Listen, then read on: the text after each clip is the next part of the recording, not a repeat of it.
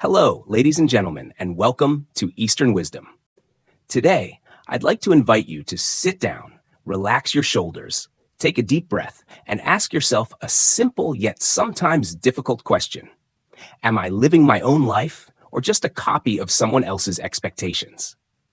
Maybe you've never seriously asked yourself this question. We grow up surrounded by countless relationships: parents, siblings, friends, teachers, colleagues, neighbors. Each of them has their own idea of who you should become. And from a young age, we learn how to respond to those expectant eyes. As children, one good job could make our whole day, while a frown or sigh from our parents made us feel guilty.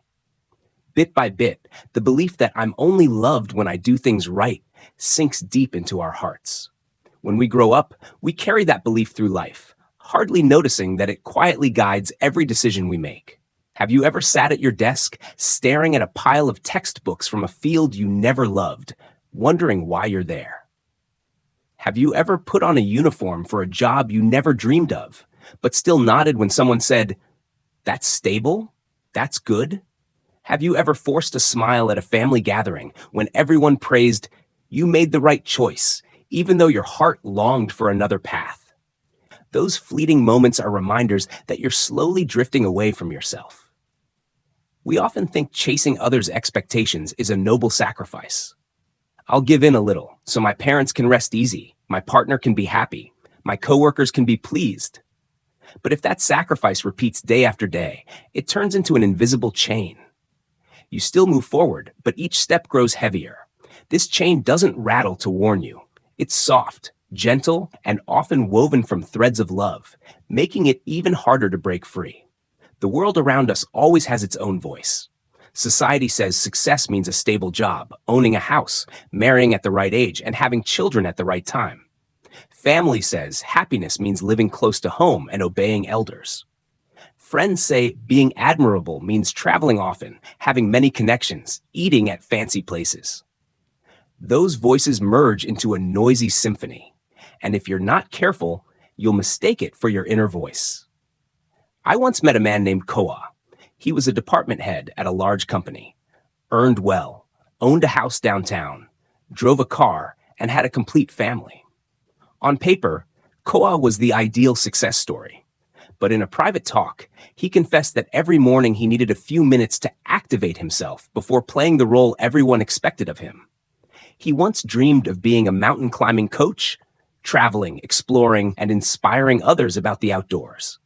But after graduation, his parents fiercely opposed it. They said, "That's too unstable. How will you avoid unemployment?"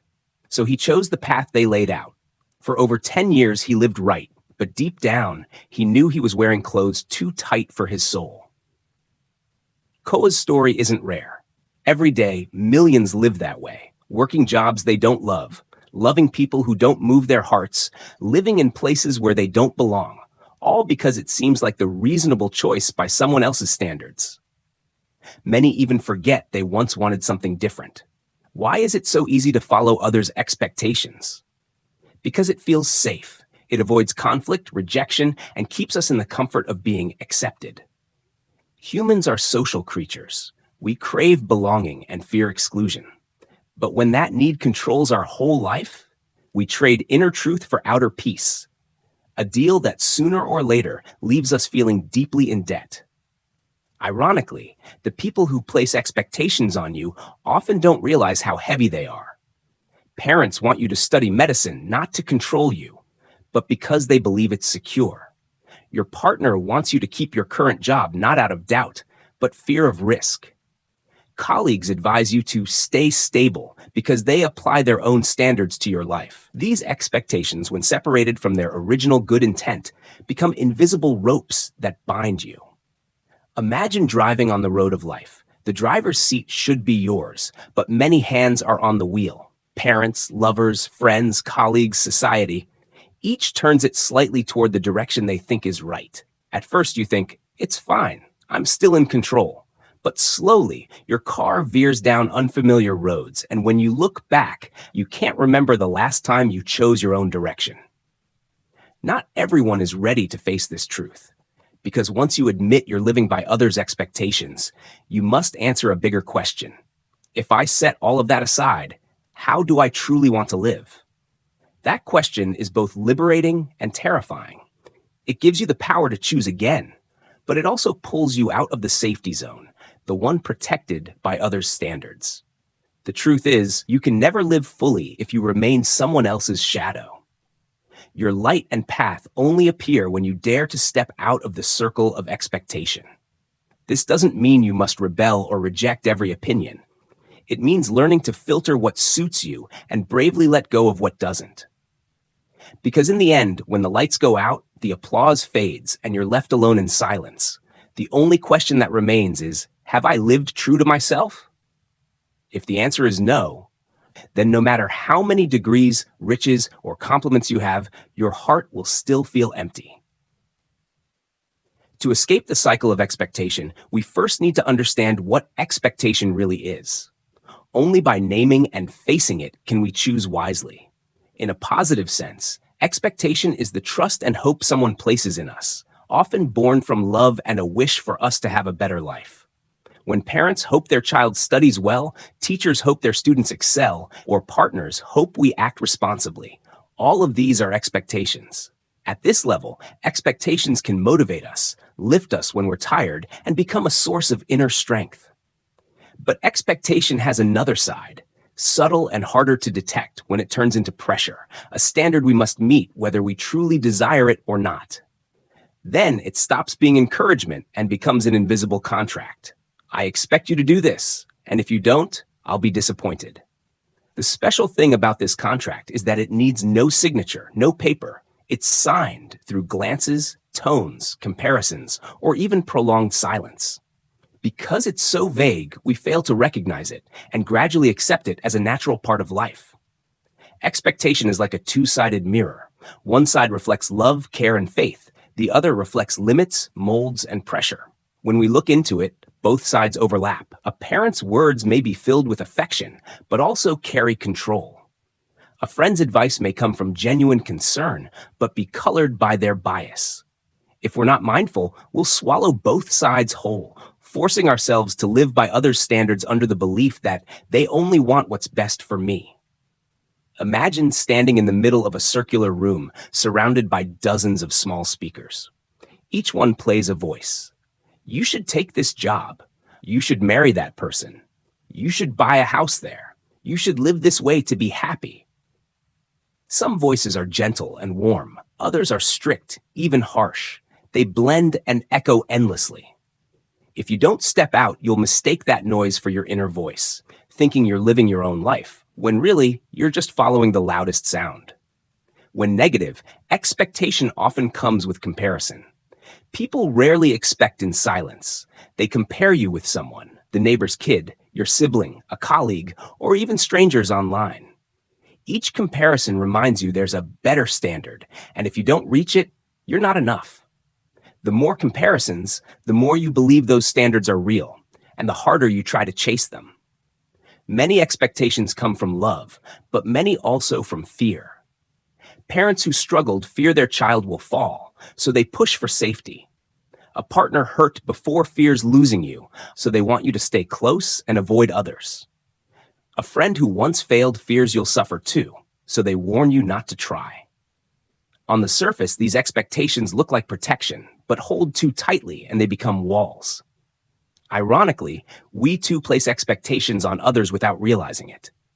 We expect family to understand us, colleagues to work our way, friends to always agree with our choices. We think it's natural, but to them, it's pressure. Realizing this helps us see that expectation is two-way. We are both receivers and creators. To break free, we must learn to recognize when it's directed at us and release it when we impose it on others. At its core, expectation is neither friend nor foe. It's a tool. Depending on how it's used, it can motivate or enslave. Expectation can light the path if it honors individuality and dreams, but it can extinguish passion if it enforces conformity. The problem is, most of us can't tell the difference, living in confusion between our true desires and the ones assigned to us. The first step toward awareness is to pause, listen, and ask, is the expectation I'm trying to meet born from love or from control? Does it lift me up or weigh me down? Does it bring me closer to myself or push me away? Repeating these questions helps separate your own voice from the noise outside. Once you clearly hear it, you'll realize an important truth. You are the only one with the right to shape your life. Living under others' expectations too long costs more than temporary fatigue. It leaves deep scars on the soul. At first, you may think, it's just a small compromise. But repeated compromises erode your true self. One day, you'll realize you've become a version made only to please others, a stranger to yourself. The first consequence is losing yourself. When you live to meet expectations, you gradually forget what you want, like, or dislike. Your emotions are suppressed, your dreams shelved. You might achieve things others admire, but at night you'll still ask, why am I doing all this? Am I happy?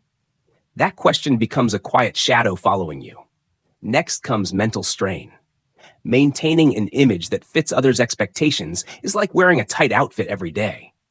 At first bearable, but over time suffocating.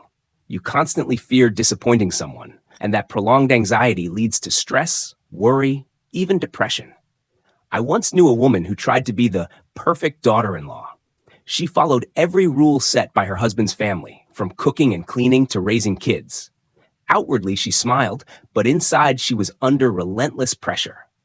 Eventually, her body responded with stomach pain and insomnia, signals that her mind and body were exhausted. Another consequence is hollow success.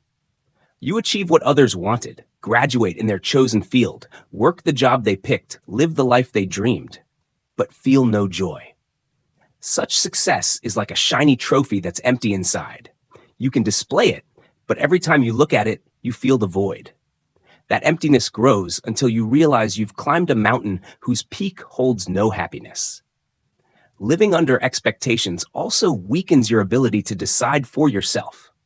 When you're used to others steering, you lose touch with your intuition. Then, when faced with a major choice and no one to decide for you, you panic, seek others' opinions, and doubt yourself. This dependence traps you even deeper in the cycle of expectation and disappointment. It also breeds resentment and damages relationships. At first, you do everything to please them, but over time, the sense of over-sacrifice turns into bitterness. You start to see them as selfish or controlling. That quiet resentment thickens the air between you. A once close bond can grow distant when expectations replace respect and understanding. Many people realize this too late. They spend their youth chasing other standards, then look back to find their best years spent acting in a role. They whisper, "If only I'd been braver." But time doesn't rewind. Chasing others' expectations is like running on a spinning wheel. You keep running, thinking you're moving forward, but you're standing still and worn out. The more you try to please everyone, the more you realize it's impossible. Expectations have no end. Once you meet one, another appears. Unless you set your own limits, you'll be swept away in that endless cycle. The scariest thing isn't that you live according to other people's expectations, but that you forget you ever had expectations for yourself. When that happens, you live like a mirror, only reflecting the image others want to see, while inside you feel empty. And that's when you need to stop, not just to rest, but to look into that mirror and ask, what is my true image? How would I live if no expectations were imposed on me at all? To break free from the whirlpool of others' expectations, we first need to understand why we fell into it. The invisible cords that bind us don't appear on their own. They're woven from memories, beliefs, experiences, and the fears buried deep within. If we don't see the causes clearly, any effort to change is like trimming a tree's branches while ignoring its roots. Soon enough, it grows back the same. The first and deepest cause is the fear of losing love and recognition. Humans are born with the need to belong, to be loved, to be accepted. From childhood, we learn that when we please our parents, they smile, praise us, and embrace us. When we go against their wishes, they may get angry, withdraw, or show disappointment. Gradually, an unconscious formula forms in our minds. Meeting expectations, being loved, defying expectations, being rejected. That formula follows us through life, making us choose others' paths over our own, just to keep that warmth. I once knew a girl passionate about music who dreamed of becoming a composer, but her parents wanted her to be a teacher for stability. Fearing that pursuing music would sadden them, she chose education. Whenever her parents proudly said, "My daughter is a teacher," she smiled, while feeling an unnameable emptiness inside. The second cause is a lack of confidence in our own abilities and worth. When we don't believe we're capable of choosing our own path, we readily hand decision-making power to others, those we think know better than we do. This insecurity often stems from past failures, from criticism, comparisons, or judgments we've received. It's like a drop of ink in a clear glass of water, spreading until it colors all our choices. You want to try a new direction, but immediately a voice in your head asks, "Can I really do it? What if I fail?" Better just listen to them. And so you walk the road others have laid out, consoling yourself that it's safer, while in truth, you're ignoring your own inner call. The third cause lies in cultural biases and norms. Every society has unspoken molds for success and happiness. In many cultures, especially in the East, a stable job, high income, a proper family, and well-behaved children are considered ideal measures. Those who choose differently, long-term travel, risky entrepreneurship, or single life, are often put under a microscope. This pressure needs no words. It shows up in looks, in "when will you?" questions, and in silent headshakes. A young man I know once dreamed of becoming a travel photographer, but in his hometown, everyone believed that job has no future. Each visit home, relatives asked, "When will you get a government job?" Repeated often enough, those questions were powerful enough to send his camera to the back of a closet. The fourth cause, less recognized but crucial, is the reflective mechanism of psychology and circumstances. When we live by others' expectations, we emit a borrowed energy, actions that don't arise from inner alignment. Life reflects that back as results that don't last, and even prolong dissatisfaction. You may temporarily please others, but deep down, the pretense creates invisible pressure. Over time, that pressure shows up as unexplained fatigue, loss of interest in work, or relationships that slowly fracture. Like a spring compressed for too long, when it releases, it can make everything around it fly apart. What these four causes have in common is that they interweave and amplify each other. A person who lacks confidence is more afraid of losing approval and thus more likely to conform to social norms. Someone burdened by cultural bias is more likely to absorb the borrowed energy of others' expectations. They're like strands twisted together into a tight knot. If we don't look directly at them, we carry that knot unconsciously through life, perhaps even passing it on to the next generation. Recognizing these causes isn't about blaming parents, society, or anyone else. It's about knowing where we stand and what's shaping us. Only when we know which way the wind blows can we turn the sails. And once we see the roots clearly, we can begin the most important work. Learning to step out of the whirlpool of expectations, not by rebelling against everything, but by returning, listening, and living true to our own inner call. Escaping the expectation disappointment loop isn't a one-day breakthrough, but a step-by-step awakening, like loosening a knot tied tight for a very long time. Each coil of that knot is a belief, a fear, an ingrained habit, and we need patience to undo it. The first and most important thing is recognition. You need to pause and ask yourself, does this choice come from my true desire or from fear of disappointing someone? Be honest. Sometimes the answer will surprise you. Simply starting to ask the question is already a big step, because it means you've stopped living unconsciously and begun to observe yourself. The next step is to chart your own life map. Picture the life you want as a clear map, where you want to live, what you want to do, whom you want to connect with, what you want to experience. And for that map to become a true compass, you need three elements: idealization, visualization, and concretization. Idealization is daring to dream, without limits, unbound by what others say is best. Visualization is turning that dream into vivid images in your mind, as if it has already happened. Concretization is laying out clear details, dates, numbers, feelings, so your mind believes it. When you draw your life's map, others Expectations become roadside signs, not your steering wheel. Alongside that, you need to learn to communicate honestly with those who place expectations on you. Many fear speaking their truth because they dread conflict, but silence only tightens the knot. Share your wishes, explain your reasons, and show that you're serious about your choice. Not everyone will understand right away, but your clarity and steadiness will gradually earn respect.